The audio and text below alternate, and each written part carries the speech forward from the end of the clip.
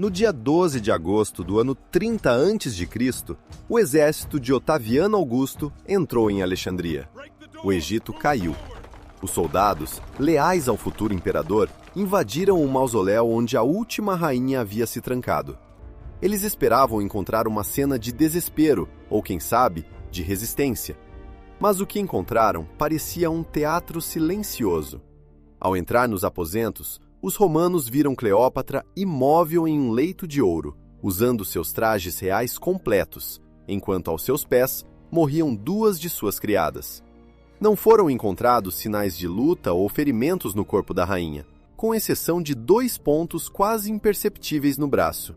A conclusão oficial, e certamente muito conveniente para Roma, foi de que ela teria tirado a própria vida através da picada de uma áspide, ou seja, uma naja egípcia.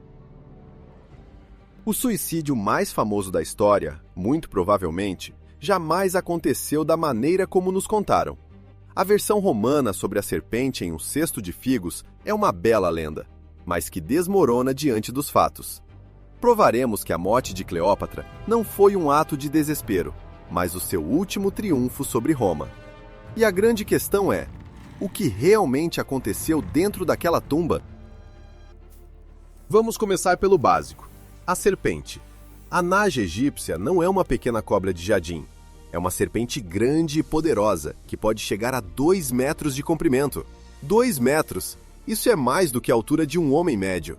Dizem que passar despercebido com uma serpente de 2 metros em um cesto de figos, cruzando a guarda pessoal do imperador, seria impossível. E não estamos falando de simples vigias de portão. Eram os melhores e mais desconfiados soldados de Roma, com ordens para capturar Cleópatra viva a qualquer custo. A ideia de que alguém conseguiria atravessar esse cordão de isolamento com um réptil agressivo de 2 metros, escondido sob algumas frutas, isso já soa como uma piada de mau gosto. Mas, mesmo deixando a lógica de lado, existe uma evidência que muda tudo: o próprio corpo de Cleópatra. O veneno de uma naja não é como uma injeção de sonífero. Ele provoca uma morte agonizante que dura horas, acompanhada de espasmos, inchaços severos e a deformação total das feições. O corpo infla, a pele escurece e o rosto se transforma em uma máscara de dor irreconhecível. É uma verdadeira revolta biológica e não um desvanecimento silencioso. Agora, vamos lembrar do que os romanos encontraram. Quando viram o corpo, Cleópatra parecia perfeitamente serena, como uma escultura adormecida. Não havia sinais de agonia, nenhum vestígio de inchaço. Sua beleza, segundo os relatos históricos, permaneceu intacta. Estes 2 fatos, a realidade cruel do veneno da naja e o corpo tranquilo da rainha, simplesmente não podem coexistir no mesmo universo. A versão oficial é fisicamente impossível. Mas por que Roma mentiu? Para que servia essa história sobre a serpente? A resposta é simples: para esconder um fracasso colossal. Para Otaviano, era vital exibir Cleópatra acorrentada pelas ruas de Roma, como um troféu vivo para demonstrar o seu poder. Ele não queria apenas vencê-la, queria humilhá-la. Sua morte roubou de Otaviano seu triunfo principal, e isso o deixou furioso. Ele foi derrotado. No último instante, ela arrancou a vitória de suas mãos. Relatos afirmam que Otaviano chegou a convocar encantadores de serpentes para tentar sugar o veneno e reanimá-la. E não por misericórdia, mas para recuperar o seu troféu. Assim, a versão oficial desmorona. Não foi o suicídio de uma mulher desesperada, foi algo diferente. E para entender o que aconteceu de fato, precisamos esquecer tudo o que achávamos que sabíamos sobre a própria Cleópatra. O primeiro e mais importante mito que precisamos derrubar é sobre a sua aparência. A mulher que colocou de joelhos 2 dos maiores generais de Roma não era uma beleza nos padrões de Hollywood. Sabemos disso não por meras suposições, mas através da fonte mais confiável de todas, o dinheiro. As moedas preservadas daquela época retratam uma mulher com um nariz grande e adunco, um queixo proeminente e um olhar firme, quase masculino. Este não é o rosto de uma sedutora, é o rosto de uma líder, de uma guerreira e de uma estrategista. Sua força não vinha da beleza. Seu poder estava naquilo que, mesmo com tal fisionomia, fazia os homens se curvarem à sua vontade. Afinal, quem era ela de verdade? Para começar, Cleópatra não tinha origem egípcia, nem uma gota sequer. Ela era uma grega de sangue puro, pertencente à dinastia ptolemaica, descendente de um dos generais de Alexandre o Grande. Sua família governou o Egito como uma elite estrangeira, que desprezava a cultura e a língua locais. Mas esse não é o detalhe mais chocante. Durante 300 anos, sua linhagem praticou casamentos exclusivamente consanguíneos, uniões entre irmãos e irmãs para preservar a pureza do sangue. Foram 3 séculos de relações incestuosas. Pelas leis da genética, uma dinastia assim deveria ter degenerado em uma sucessão de deformidades físicas e mentais. Na maior parte das vezes, era exatamente assim. Seus irmãos e irmãs eram figuras fracas, previsíveis e fáceis de manipular. Apesar dos séculos de incesto em sua linhagem, Cleópatra nasceu um gênio. Uma anomalia genética, uma falha no processo de degeneração. Era como se toda a força intelectual de 300 anos de dinastia, em vez de se dissipar, tivesse se concentrado em uma única pessoa. E ela usou essa inteligência com uma eficiência implacável. Cleópatra se tornou a primeira e única governante de sua linhagem em 300 anos a aprender o idioma egípcio. E isso não era apenas um talento linguístico, era uma jogada política brilhante. Ela falava diretamente com o seu povo, sem intermediários, e eles viam nela a sua rainha, e não apenas mais uma ocupante grega. Ao todo, ela era fluente em 7 idiomas, e segundo alguns registros, chegava a dominar 9 línguas diferentes. No entanto, isso era apenas a ponta do iceberg. Cleópatra era uma cientista na prática. Enquanto outros aristocratas se divertiam, ela estudava, nos originais, tratados científicos complexos sobre medicina, astronomia e matemática avançada. Existem evidências de que ela mesma tenha escrito obras científicas sobre medicamentos, pesos e medidas ou as propriedades dos venenos. Ela era uma governante capaz não apenas de negociar o fornecimento de grãos, mas também de debater a teoria dos números com as mentes mais brilhantes de Alexandria, ou formular a receita de um preparado medicinal extremamente complexo. Uma inteligência desse nível exige ferramentas, e o arsenal que ela utilizou para influenciar o mundo era tão pouco convencional e genial quanto ela própria. Da química e dos venenos ao controle da mente. Ela tinha plena consciência de que o Egito não era capaz de vencer os romanos, com seus soldados de elite e disciplina de ferro, em um confronto militar direto. Isso seria simplesmente um massacre. Por isso, ela optou por uma resposta assimétrica. Sua arma não foram as legiões, mas as palavras. O historiador Plutarco, que conversou com pessoas que conheceram a rainha pessoalmente, escreveu que sua aparência não era perfeita. No entanto, o convívio com ela possuía uma força irresistível. Não se tratava de magia, era tecnologia. Plutarco comparava sua voz a um instrumento musical de muitas cordas. E isso não é apenas uma metáfora bonita. Ela dominava técnicas de controle de tom, ritmo e modulação da voz, semelhantes às que hoje são ensinadas a negociadores de agências de inteligência. Mas sua principal técnica era a calibração psicológica. Ela adaptava seu estilo de comunicação a cada interlocutor. Com César, era cientista e filósofa. Com os soldados comuns, agia como uma comandante, falando a mesma língua que eles. Já com Marco Antônio, um soldado rude, amante da bebida e de prazeres simples, ela se tornava uma companheira divertida, com quem era possível planejar travessuras noturnas pelas ruas de Alexandria. Ela não tentava ser a mesma para todos, tornava-se para cada um exatamente a figura que lhe faltava. Em seguida, entrava em cena um arsenal mais pesado. Não era mais psicologia, era química pura. Existe uma história famosa sobre como, durante uma disputa com Antônio, ela dissolveu um enorme brinco de pérola, que valia uma fortuna, em uma taça de vinagre e bebeu o conteúdo. Geralmente, isso é apresentado como um exemplo de capricho e extravagância absoluta. Mas não era um capricho, era puro cálculo científico. A reação da pérola, que é basicamente carbonato de cálcio, Com o vinagre, ou seja, com um ácido, gera o acetato de cálcio. Na medicina antiga, essa substância era vista como um tônico extremamente poderoso. Na prática, diante de todos, ela ingeria um suplemento alimentar de altíssima qualidade. Cleópatra trabalhava de 18 a 20 horas por dia. Ela governava um país imenso, conduzia negociações complexas e ainda se dedicava à ciência. Por isso, precisava de recursos como esse para manter o alto desempenho do seu cérebro. Ela foi uma das primeiras biohackers de que se tem notícia e tratava seu corpo como uma ferramenta tão importante quanto a sua mente. Esse conhecimento não era por acaso. Nos porões de seu palácio estava escondido um laboratório científico de verdade. Não era uma sala para curiosidades alquímicas, mas uma instituição de pesquisa séria. E os experimentos realizados ali não eram feitos com sapos. Ela testava venenos em criminosos condenados para estudar seus efeitos exatos, o tempo de reação e cada um dos sintomas. Imagine esta cena. Enquanto seu marido, Marco Antônio, entrava em pânico devido a uma notícia falsa sobre a morte dela e cometia um erro atrás do outro, Cleópatra observava, com frieza, a reação de mais uma toxina. Ela não procurava apenas o veneno mais letal, buscava o ideal, aquele que garantisse uma partida sem dor e, o que era fundamental para ela, que não desfigurasse o seu rosto.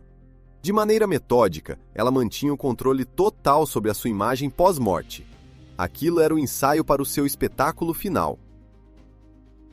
Mas a sua arma mais sofisticada eram as fragrâncias. Não eram apenas perfumes, eram fórmulas psicoativas. O maior segredo da perfumaria do Egito era o kife, uma mistura complexa de 16 componentes. Mel, vinho, zimbro e extratos de plantas raras que exerciam uma forte influência sobre a mente. Não se tratava apenas de um perfume, mas de um instrumento para criar o estado emocional desejado. Quando Cleópatra navegava em seu famoso navio para o encontro com Marco Antônio, o aroma dos incensos que vinha da embarcação alcançava as margens. Isso não era apenas ostentação. Ela planejou para Antônio uma verdadeira sobrecarga sensorial. Música, luz difusa e, acima de tudo, aromas densos e inebriantes. Cleópatra criou deliberadamente uma zona de conforto artificial, um paraíso químico do qual o cérebro dele simplesmente não queria sair. Aquilo não era amor, era uma dependência química e psicológica planejada. E agora, com todo esse conhecimento sobre seu arsenal, podemos voltar ao momento de sua morte. Não foi um ato de desespero, foi o seu último e mais perfeito experimento. Um espetáculo perfeitamente calculado, direcionado a dois públicos completamente distintos. Para os romanos, tratava-se de uma narrativa familiar. A rainha derrotada, que recusando-se a desfilar acorrentada no triunfo de seu inimigo, tira a própria vida. O suicídio de uma mulher desesperada. Mas para o seu povo, a mensagem era outra. Na mitologia do Antigo Egito, a naja é o símbolo sagrado do poder divino que os soberanos ostentavam em suas coroas. Para um egípcio, morrer pela picada de uma serpente sagrada não significava o fim. Era a ascensão direta ao encontro dos deuses, ignorando o julgamento e todas as formalidades terrenas. Sua partida foi encenada como uma apresentação teatral, planejada para que o povo egípcio a visse como uma ascensão divina, enquanto os romanos a enxergavam como o suicídio de uma mulher desesperada. Ela perdeu a guerra, mas venceu a batalha pela sua própria imortalidade. Ela aprendeu a subjugar os homens mais poderosos à sua vontade. Mas seria ela capaz de dominar uma civilização inteira? Quando Cleópatra chegou a Roma, deu início a uma operação muito mais ambiciosa: a conquista silenciosa do coração do império inimigo. Sua visita a Roma não foi a de quem buscava favores. Era a chegada da representante de uma civilização superior. Para entender a dimensão disso, é preciso esquecer a Roma atual. Naquela época, Alexandria era o centro científico do mundo, a capital do pensamento, enquanto Roma era, na prática, um grande acampamento militar. Poderosa, mas sem refinamento. Cleópatra não trouxe um exército. Ela trouxe seus próprios sábios, astrônomos, médicos e arquitetos. e deu início a uma ocupação intelectual da cidade. Ela não se instalou em uma embaixada, mas na vila particular de Júlio César, transformando o local em um centro cultural informal, para onde toda a elite romana convergia. E ela logo demonstrou o que é o verdadeiro conhecimento. Antes de sua chegada, o calendário romano era um caos absoluto. Ele estava meses atrás do tempo real. Enquanto os romanos viviam em um ano, a natureza seguia em outro. Isso não era apenas um inconveniente do dia a dia. Era uma falha grave na estrutura do Estado. Foi Cleópatra quem apresentou César ao seu próprio especialista, o homem que desenvolveu o calendário solar de 365 dias, com os anos bissextos incluídos. Esse é o mesmo calendário que, com pequenos ajustes, utilizamos até hoje. Sempre que você olha para uma data, está vendo o legado mais duradouro da visita dela a Roma. Uma parte da sua rotina estabelecida por ela. Mas corrigir o calendário foi apenas o início. Ela trouxe consigo uma ideia que era mais perigosa para Roma do que qualquer veneno. Cleópatra apresentou a César o modelo egípcio de poder, onde o governante é um deus vivo e não um magistrado eleito que presta contas ao Senado. Para a Roma republicana, onde a palavra rei era um verdadeiro insulto, isso era impensável. No entanto, o vírus dessa ideia já havia se infiltrado em seu sangue. Após o convívio com Cleópatra, Júlio César começou a agir como um monarca. Ele instalou uma estátua de ouro em sua própria homenagem no templo de Vênus Genétrix e passou a exigir honras divinas. Começou a cunhar moedas com a sua própria imagem, algo que nenhum romano vivo jamais havia feito antes. Para os senadores, essa foi a gota d'água. Eles o mataram para salvar a República. Mas já era tarde demais. A ideia se mostrou mais forte do que as lâminas dos punhais. A maior ironia de toda esta história reside exatamente neste ponto. O vencedor de Cleópatra, seu inimigo mortal, Otaviano Augusto, que construiu sua carreira combatendo a chamada tirania oriental, acabou ele próprio tornando-se o primeiro imperador de Roma. Ele destruiu a República e implementou o modelo político dela. Roma acreditava ter vencido o Egito, mas na realidade, o Egito conquistou e transformou Roma ideologicamente para sempre. Augusto ergueu um império seguindo os mesmos moldes egípcios. No entanto, essa influência não veio apenas das esferas de poder. Enquanto a elite absorvia novas ideias políticas, os cidadãos comuns descobriam algo bem diferente. O culto à deusa egípcia Ísis tornou-se extremamente popular entre o povo. Ao contrário dos deuses romanos, severos e distantes, Ísis oferecia o que tanto lhes faltava: a salvação individual e a esperança de uma vida após a morte.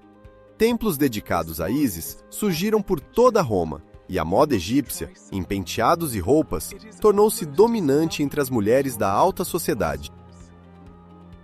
Cleópatra não se limitou a observar esse processo. Ela assumiu o comando. Ela mesma se proclamou a encarnação terrena da deusa Ísis. Para os romanos, que a viam como uma inimiga, aquilo era de uma ousadia sem precedentes. Mas para milhares de novos seguidores no coração da capital inimiga, ela deixava de ser uma rainha estrangeira para se tornar uma divindade viva. Ela transformou Roma, mas havia também um herdeiro direto, seu filho com Júlio César, que representava uma ameaça ao novo poder. Oficialmente ele foi morto. No entanto, assim como no caso da morte da própria rainha, a versão oficial pode esconder mais um mistério. Sejamos honestos. Do ponto de vista militar, o Egito estava condenado. Cleópatra jogava com cartas que já estavam fadadas à derrota. Seu maior inimigo não era o exército de Otaviano, mas o esgotamento genético de sua própria dinastia, o resultado de 300 anos de uniões consanguíneas. O país estava exausto. Durante seu governo, o Egito sofreu com a imprevisibilidade do Nilo e com secas que levaram à fome, à alta dos preços e a revoltas populares. Ela governava uma civilização antiga e cansada, enquanto Roma era uma potência econômica jovem, agressiva e em plena expansão, repleta de energia e ambição.